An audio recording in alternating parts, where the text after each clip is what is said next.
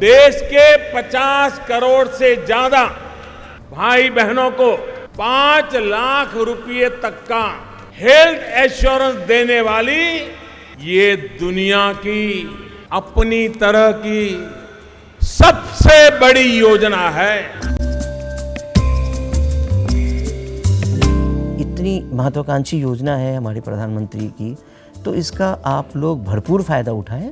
New India स्वस्थ हो, new India सशक्त हो, आप सभी आरोग्य रहे, आयुष्मान रहे, आयुष्मान।